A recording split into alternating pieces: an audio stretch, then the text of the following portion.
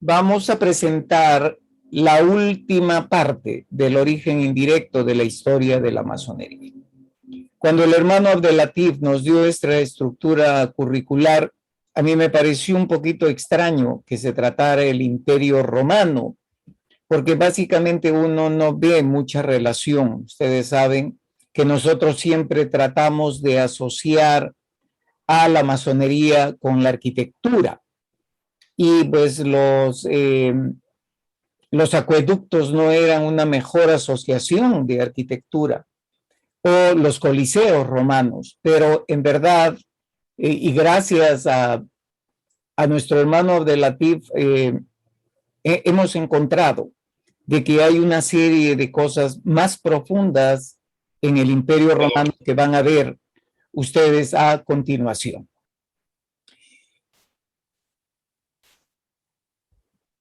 El nacimiento del imperio. Ustedes saben que desde el comienzo de estas clases hemos estado viendo la parte de la leyenda, porque así como en masonería tenemos leyenda, el imperio romano también se inició en una leyenda.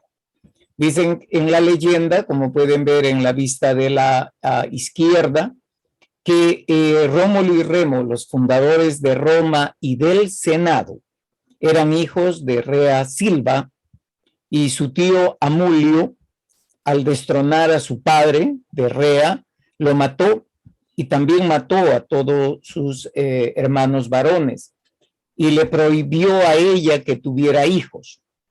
Pero Rea, el dios Marte, se enamoró de ella y le embarazó. Entonces ella, por temor de que el tío Amulio vaya a matar a sus hijos, a sus gemelos, los puso en un cesto, más o menos muy parecida a la historia con Moisés, y los dejó en el río Tíber.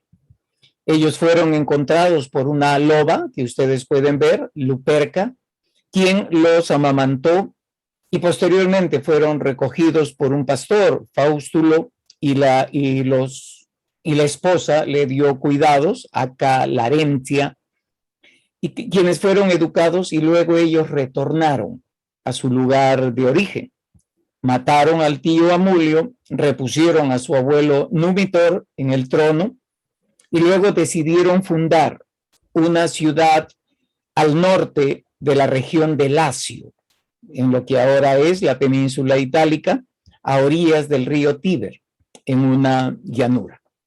Así también ellos crearon el Senado, que estaba integrado por 100 miembros denominados patricios, que venía de patres, de padres, y la historiografía, por el contrario, nos muestra que la ciudad de Roma nació de diversos asentamientos de tribus latinas, sabinas y etruscas, situándose los primeros habitantes de Roma en esta zona de las 7 colinas.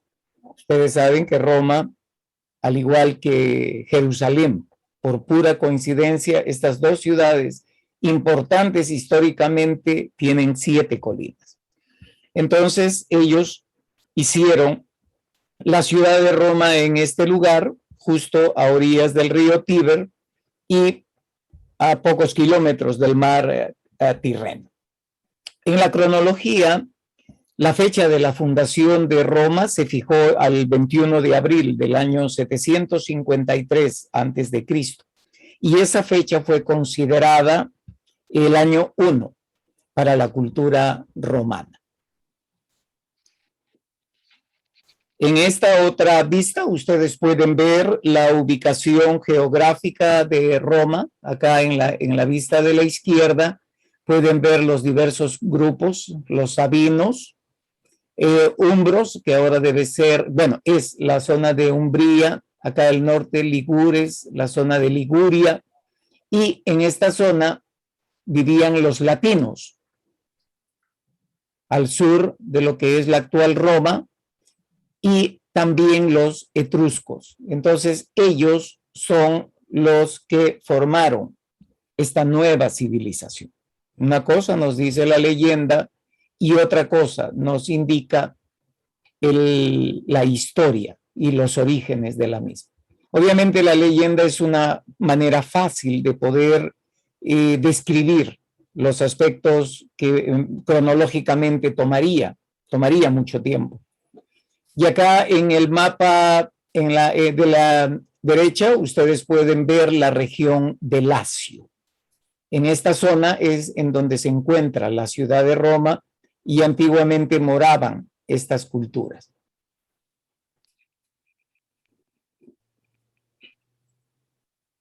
Una vez que se estableció desde el año 753 antes de Cristo, y esta es una parte bien importante, ellos empezaron como una monarquía que duró desde el año 753 hasta el 509 antes de Cristo. Es un promedio como de 150 años que tuvieron la monarquía. Este es el periodo más antiguo de la historia de la antigua Roma, durante el cual el Estado romano estuvo gobernado por reyes. Acá tienen en la vista, ellos ya tenían su senado, los patricios, y se estableció, y Rómulo fue el primer monarca que existió, y terminó con la expulsión del último rey en el año 509. Y entonces ahí da la parte en donde se instaura la república, o sea, ellos salen de una monarquía para poder crear una república. Pero la historiografía moderna ha puesto en duda muchas de estas fechas y hay pruebas arqueológicas y razones históricas y lingüísticas que demuestran de que han habido ciertos, o sea, hay muchas cosas que cronológicamente no encompasan con la parte arqueológica. Pero bueno, como en todo, ustedes saben, cuando se destruye una cultura, se destruyen muchos documentos y por eso quedan muchos vacíos históricos. Por eso es la importancia de la arquitectura y de la arqueología para el estudio de la historia. Después de la monarquía, se estableció la república. La república fue instaurada el año 509, después de que el último rey fue depuesto, hasta el año 27 antes de Cristo. Entonces, esta república fue establecida con Tito Livio, que fue el primer ministro, llamemos así, cuando el rey fue desterrado. Y hubo un sistema de cónsules, y fue que fueron colocados en vez de los patricios, como se había formado la antigua Roma. Pero más tarde estos cónsules no solamente eran pues la clase noble, los patriarcas, los más ancianos, sino que también fueron siendo integrados por plebeyos. Estos plebeyos también podían ser electos. Es por eso que al establecerse la república también se establece la democracia en Roma. Y tenían obviamente autoridad ejecutiva, aunque muchas veces tuvieron que luchar contra el Senado romano, porque también había crecido en tamaño y poder al establecerse la república. En este periodo es en donde entre el Senado y estos cónsules tuvieron que agarrar y crear más instituciones. Ahí es en donde verdaderamente se estableció el Senado por elección popular, las diversas magistraturas y el ejército. Y también se creó una nueva constitución, en donde la constitución, al igual que las constituciones modernas, tenían cierto tipo de control sobre la población, sobre el ejército, etcétera, de tal manera que se podía crear una separación de poderes. E increíble, después de eso es que se crea el Imperio Romano. O sea, de monarquía pasaron a república con sistema democrático de elección y después pasaron a imperio, a tener un emperador que era el que dominaba todo. Entonces, este imperio romano, que fue el tercer periodo de la civilización romana en la antigüedad clásica, fue posterior a la república y era considerado un gobierno autócrata. Esto parece que fuera una regresión en vez de un avance.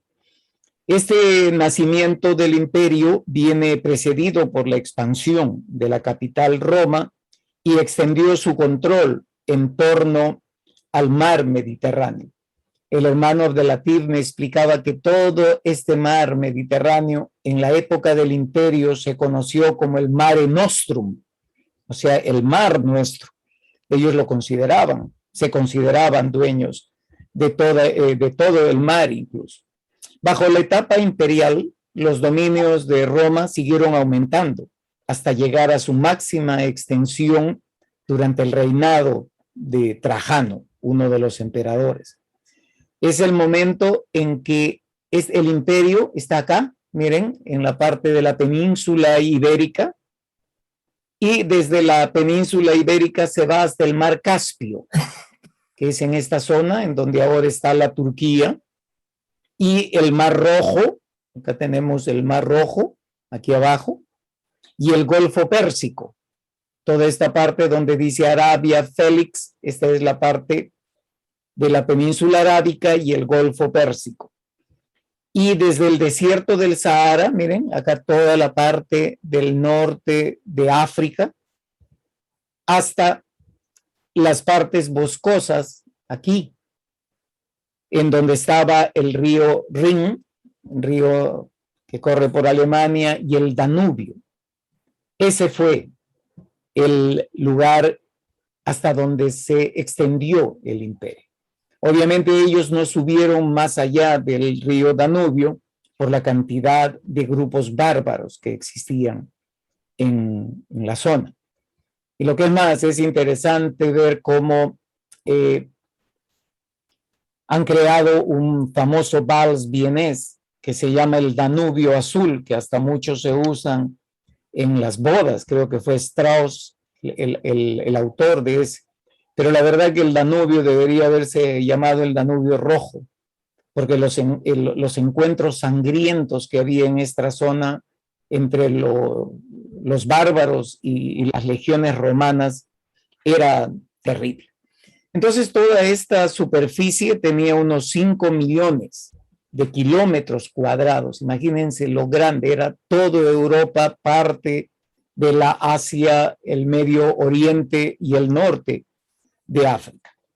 Ellos llamaron esto el Imperium Romanum, que significaba el dominio de los romanos.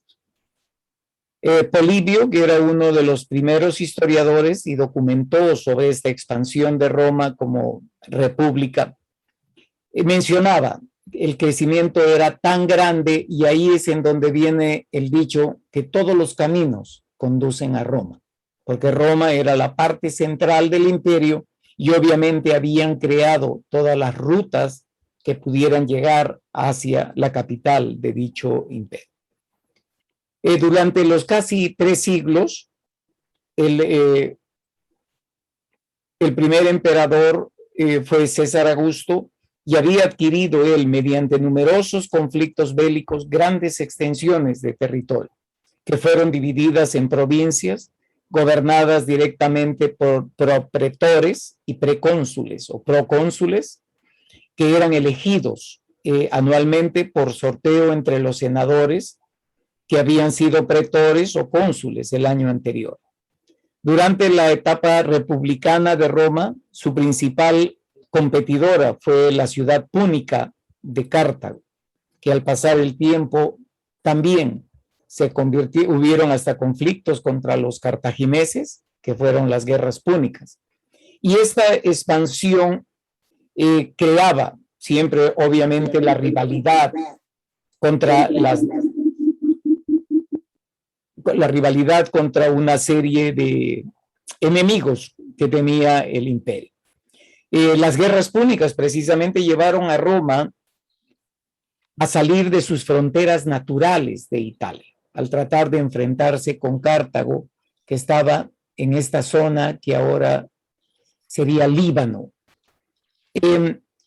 Entonces, ellos así es como tratando de conquistar y de vencer a los cartagineses, fueron empezando a dominar Sicilia, que tienen aquí, precisamente en la punta de la bota, Cerdeña, que hasta ahora es territorio italiano, Córcega, que a la fecha es territorio francés, y la Hispania, que es la parte de la península ibérica, y Liria. Los dominios de Roma se hicieron tan extensos que pronto fueron difícilmente ingobernables por un senado, porque era incapaz de moverse la capital y no podían tomar decisiones rápidas. O sea, por eso todo tenía que regresar a la capital del imperio, y eso hacía un poco lenta la administración de toda la expansión hegemónica de Roma. Asimismo, un ejército creciente reveló la importancia que tenía poseer la autoridad sobre las tropas para obtener ciertos réditos políticos. Ahí es donde surgen personajes ambiciosos, cuyo principal objetivo era el poder. Y ahí es en donde nosotros vemos las intrigas y las muertes que hay. Este es el caso precisamente de Julio César, quien no solo amplió los dominios de Roma, conquistando la Galia, la parte norte, que es parte del territorio francés también, y durante estas guerras civiles es que a Julio César también lo sacrificaron, lo mataron, ¿no? Dando final a la parte de la República Romana. Tras la guerra civil que enfrentó a Pompeyo y al Senado, César se había erigido como el mandatario absoluto en Roma y se había hecho nombrar Dictator Perpetuus. Ese nombre fue lo que virtualmente ya lo estaba matando en vida, como decir, él no tenía más. Esa osadía no agradó a los miembros conservadores del Senado y conspiraron contra él y lo asesinaron dentro del propio Senado. Justo en el proceso que ellos pensaban de que podía haber un restablecimiento de la República, pero al final nunca se dio y pasó a el crecimiento aún mayor del imperio. De ahí vino obviamente Octavio, el hijo de César, y después se convirtió en el emperador de Roma, y ya vino la parte del crecimiento hegemónico, vino Marco Antonio unido con Cleopatra, que trataron de hacer alianzas ambiciosas en Egipto, y así fue un crecimiento imparable que le trajo una serie de ventajas a Roma, trajo una serie de ventajas a la civilización, y al final, como todo, tuvieron que disgregarse, separarse, y ya para la muerte de Teodosio el Grande, el año 395 de nuestra era, todo el imperio quedó definitivamente dividido. En este inmenso territorio que tenía el Imperio Romano, se fundaron muchas de las grandes ciudades que existen en la actual Europa occidental, en el norte de África, en la zona de Anatolia. Por ejemplo, una de las ciudades que se se formó durante el Imperio Romano fue París, que los romanos lo conocían como Lutecia. Estambul, que se conoció como Constantinopla, en honor al emperador Constantino. Vindobona, ese era el nombre que tenía Viena. Barcino era el nombre que los romanos le dieron a Barcelona. César Augusta, ese era el nombre de Zaragoza. Augusta Emérita era el nombre de la ciudad de Mérida. Mediolanum era el nombre que le dieron a Milán. Londinium era el nombre que le dieron a Londres, y Lugdunum, el nombre que le dieron a la ciudad de León. Lyon, perdón, no León en el norte de España, sino Lyon en Francia. Entonces, imagínense qué tal crecimiento de esta Roma imperial. Era algo muy grande, tal vez uno de los imperios más grandes, obviamente que los otomanos con el tiempo tuvieron también un crecimiento, pero no tanto como el imperio romano. Pero como todo tiene su final, obviamente no es el final de la presentación todavía, sino es el final del imperio. Y viene la caída del imperio romano de Occidente. Esta caída fue el periodo de decline de tremendo imperio que habían logrado. Perdieron la autoridad sobre sus dominios y sus territorios, y hay un historiador del siglo XVIII, Edward Gibbon, que dice que el año 476 después de Cristo, coincidiendo con la deposición del último emperador romano de Occidente, Rómulo Augustulo, en manos de Odoacro, aunque fue esto el resultado, ¿no? O sea, cuando él ya tuvo que ceder su posición de emperador, ya habían otras cosas, hitos significativos que habían determinado el ocaso del imperio. Hay que empezar a destacar las fuerzas que habían permitido al imperio romano ejercer un control efectivo sobre Occidente. Los historiadores modernos mencionan factores que incluyen la efectividad y el tamaño del ejército, la salud y la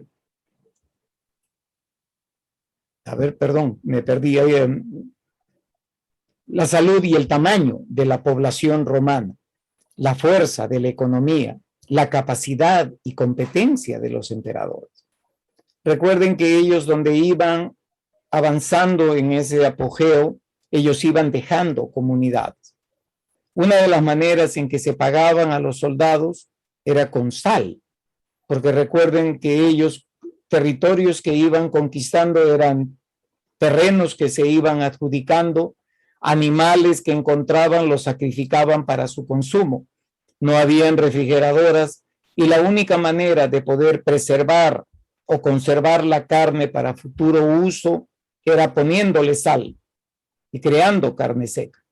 Entonces, la manera en que se le pagaban a los soldados era con sal.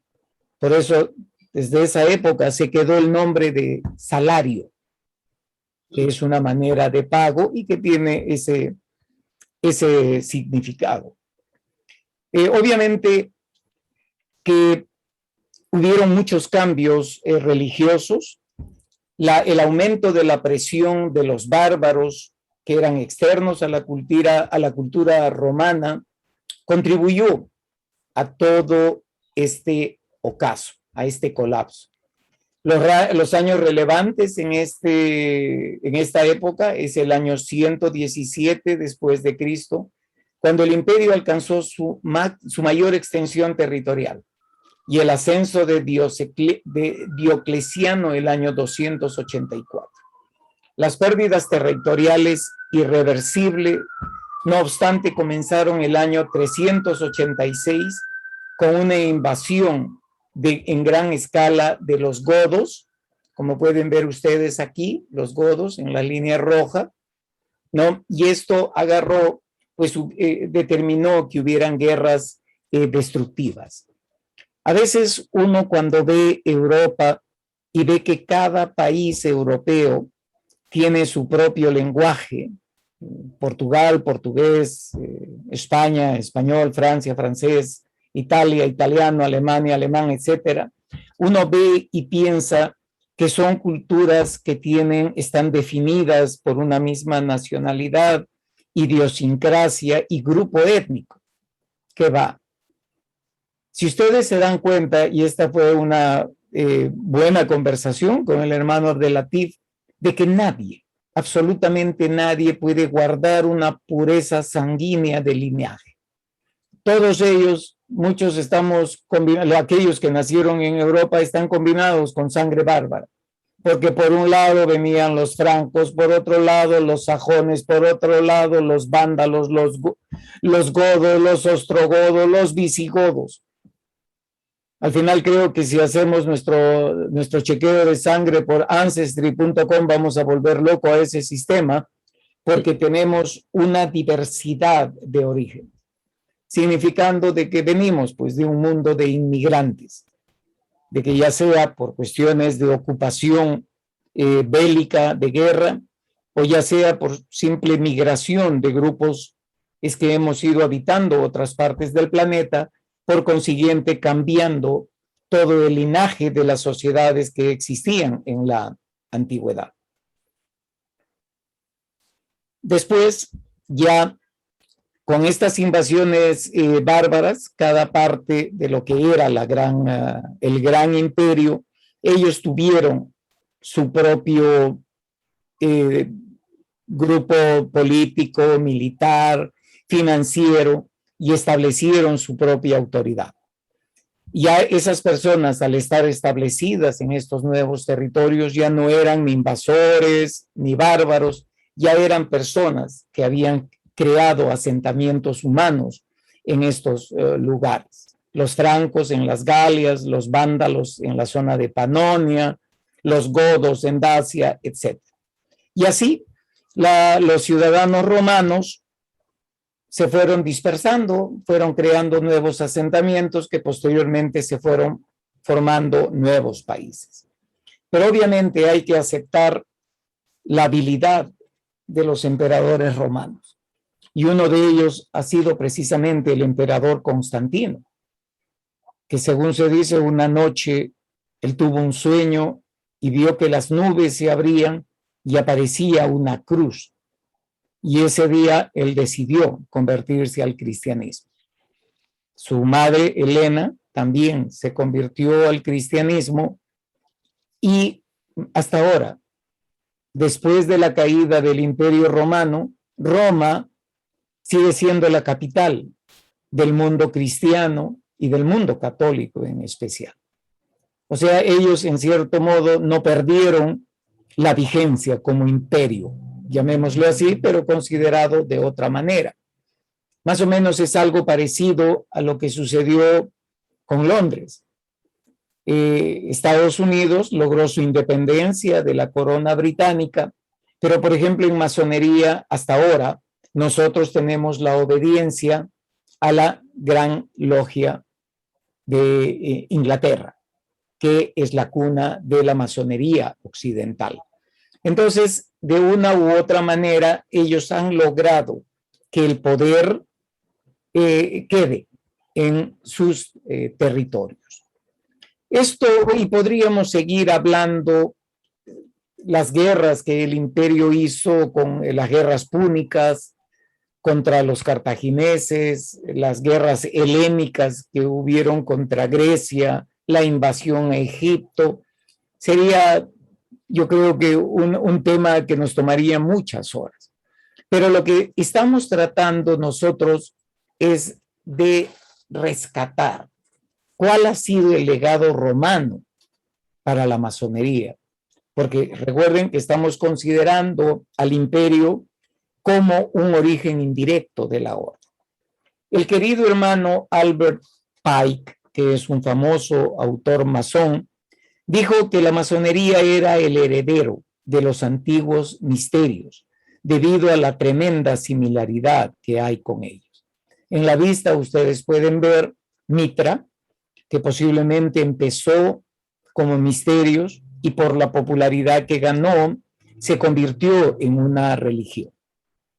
Yo creo que el mitraísmo sí aceptaba mujeres, pero a otras características comunes de estas escuelas de misterio era que muchos no admitían mujeres. Las escuelas pitagóricas sí las admitían, pero otras no lo admitían. El proceso de admisión, esto sí es algo en común, era democrático y los esclavos tenían los mismos derechos que cualquier miembro de la orden. La membresía tenía 7 grados. Ustedes son masones, pueden ir viendo esa correlación con la orden en la actualidad. Y lo más importante que la iniciación tenía mucho simbolismo y que parecían procesos de bautismo continuo.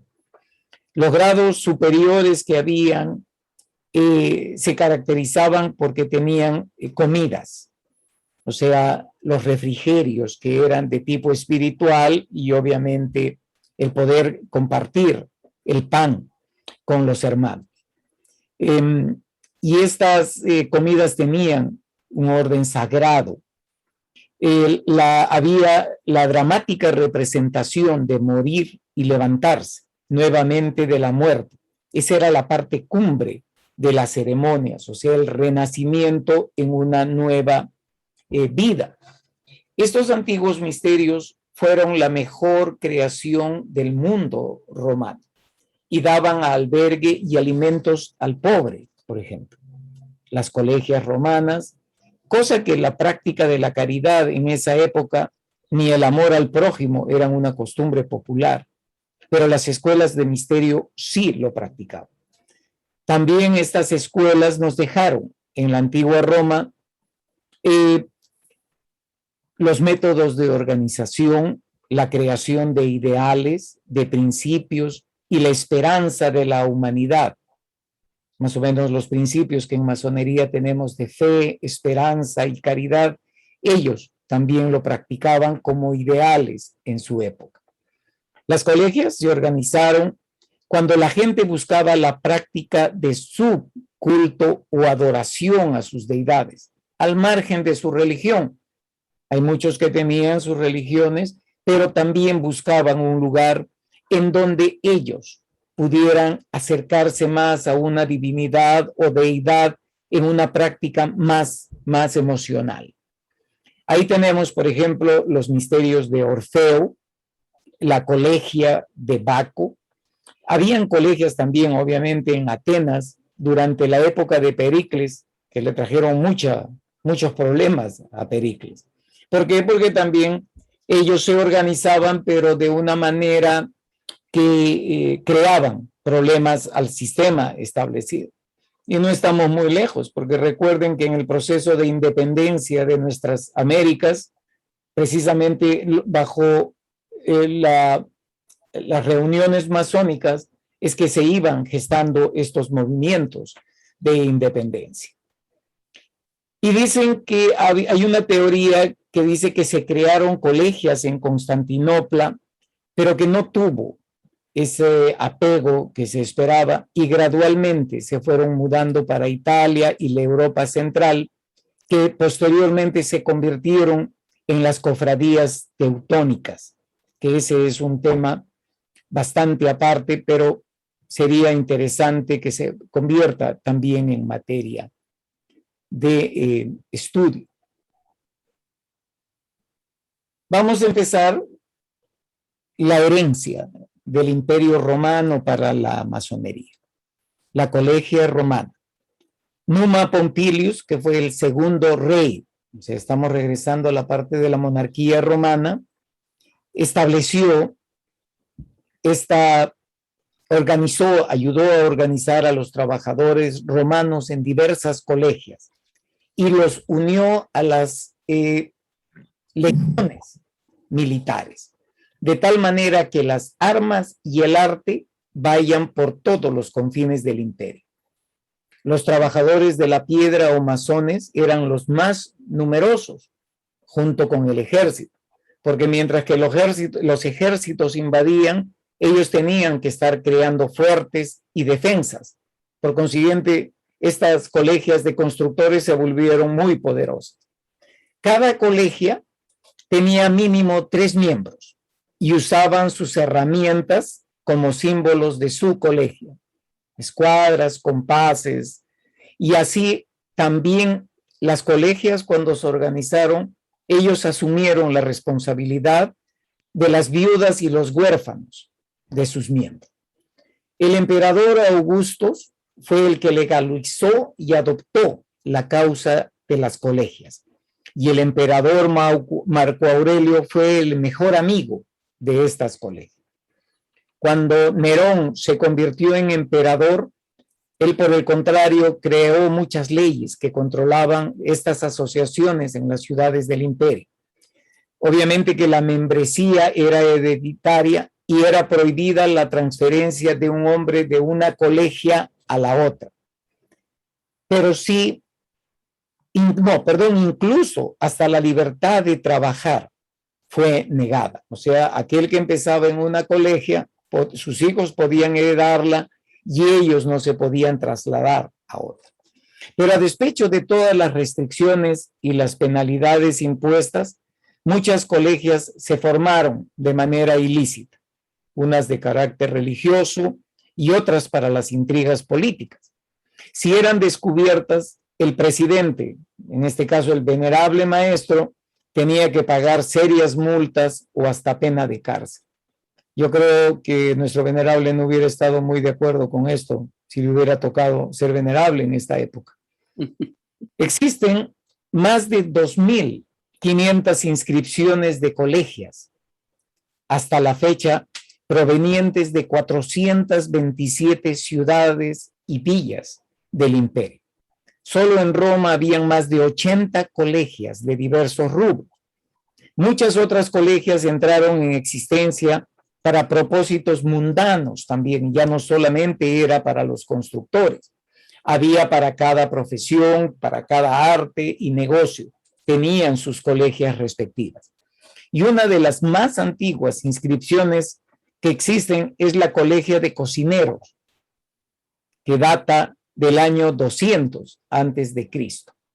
O sea que ellos también se integraron en estas colegias para poder tener un grupo que albergara a todos los oficios de ese, a todos los participantes de ese oficio. Muchos escritores, obviamente investigadores en masonería, describen que los constructores y arquitectos tenían una posición distintiva entre las colegias y por consiguiente especiales privilegios. No hubieron colegias en el imperio en el norte de África, o sea, no se establecieron. Por ejemplo, hay unas ruinas romanas. Tuve la suerte de conocer en Marruecos, Volubilis creo que es, si no me equivoco, y ellos no tenían ninguna de estas colegias. Y tampoco, por ejemplo, en la parte del imperio de Oriente. Algo interesante sobre estas colegias es que habían colegias en Roma que solo se dedicaban a sepultar decentemente a sus miembros. En Roma tenían horror a la muerte, y especialmente si morían pobres, ya que un alma pobre, de acuerdo a los romanos, se convertiría en un alma infeliz. Y William Ramsay dice que las primeras iglesias cristianas fueron organizadas como colegias funerales. Por ejemplo, las vistas que ustedes ven aquí, la vista de la izquierda, corresponde a las catacumbas de San Calixto y la de la derecha a las catacumbas de San Sebastián en las afueras de Roma. Yo considero, en una opinión personal, que es imposible que estas construcciones subterráneas hayan sido hechas solamente por cristianos primitivos para dar sepultura a los mártires del cristianismo.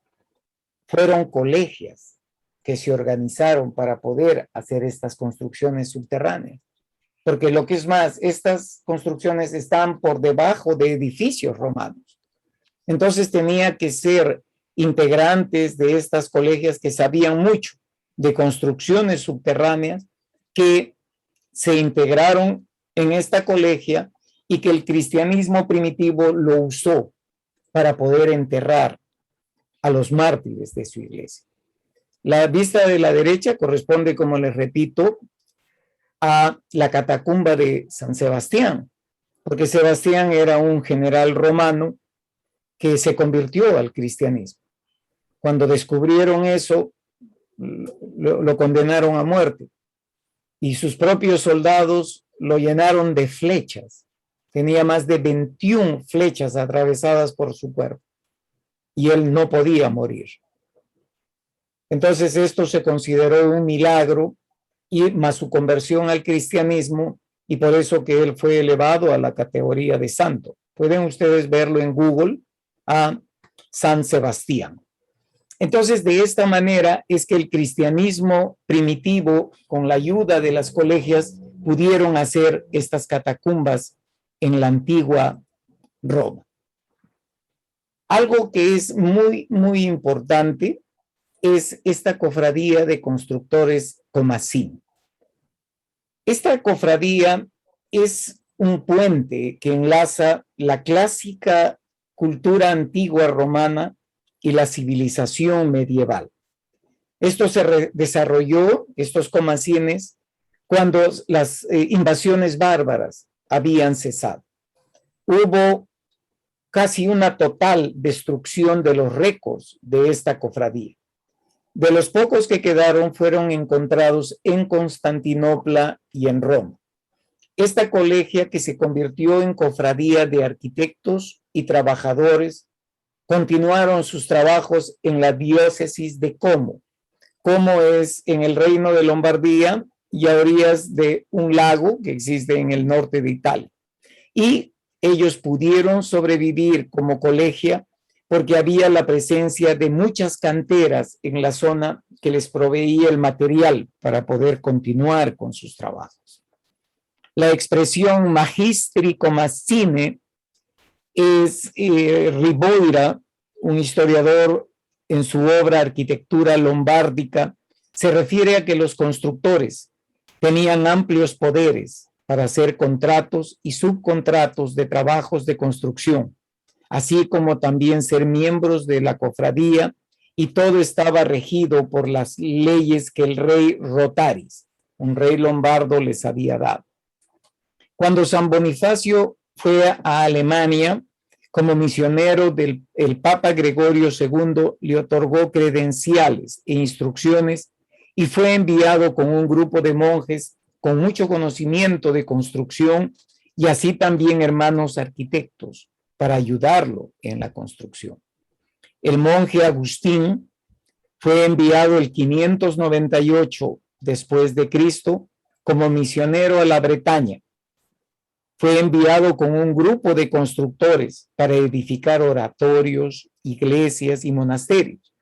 Se considera que estos constructores eran la cofradía Comasín, y hay evidencias de esta cofradía en Sicilia, en Normandía, en el sur de Italia y gran parte de Europa. Para terminar, tenemos algunos datos históricos que debemos considerar. Cuando Italia fue invadida por los bárbaros, la colegia romana que habíamos mencionado antes fue completamente suprimida. En la época medieval temprana, las cofradías masónicas en Europa fueron las sociedades de maestros comasines. Era común en la época ver monjes masones y asociados a los cuerpos de comasines, e incluso arquitectos calificados que tenían altos rangos en las órdenes religiosas. El Papa Gregorio II prefería escoger arquitectos de la orden Comasine porque mantenían las antiguas tradiciones de construcción más y mejor que las cofradías bizantinas. Fueron los comasines los que hacían las representaciones de monstruos, de aves simbólicas y bestias como adornos de sus construcciones. Hasta ahora es famoso ver, por ejemplo, en la Notre Dame en París, esas gárgolas que son terroríficas, que fueron creadas por esta cofradía de los comasines. Fueron los comasines los que mantuvieron esa arca de la civilización durante el oscurantismo, porque recuerden que la misma iglesia fue lo que a través de la Santa Inquisición y la imposición de la fe dogmática que hicieron que todos los avances de la ciencia y todo fuera completamente cerrado. Pero estos comasines fueron los que guardaron en sus cofradías todos estos registros que habían sobre escultura, sobre pintura, arte de mosaicos, labrados de madera, así como también literatura y música. Para concluir, ¿qué tanta razón tenía el hermano Abdelatif en pensar de que el Imperio Romano también nos ha dejado parte de los orígenes indirectos de la orden masónica? Aquí tienen ustedes la bibliografía.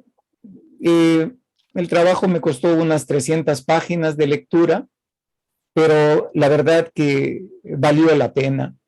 Pero solamente podemos agregar de que 1717 es el inicio de lo que nosotros conocemos como la masonería especulativa, para darle un nombre. Pero la verdad que en la antigüedad, en el Imperio Romano y en otras culturas que hemos visto a través de estos orígenes indirectos, vemos de que no solamente estaban constituidos trabajadores de la piedra, siempre estuvieron asociados con arquitectos, siempre estuvieron asociados con constructores. Ahora podemos ver que los comasines estaban asociados hasta con monjes. Tal vez por eso es que se ha podido preservar todo lo que nosotros ahora tenemos en la masonería. Yo les agradezco, hermanos, por su atención durante todo este tiempo. Tienen una capacidad de aguante increíble para poder escucharme durante todo este tiempo y agradecer a todos ustedes precisamente por vuestra atención y al hermano Abdelatif por habernos dado la oportunidad de ver la historia masónica desde otra perspectiva. Muchísimas gracias, hermanos. Muchísimas gracias a ti, querido hermano, y ha sido, bueno, nos has deleitado como siempre. No tengo palabras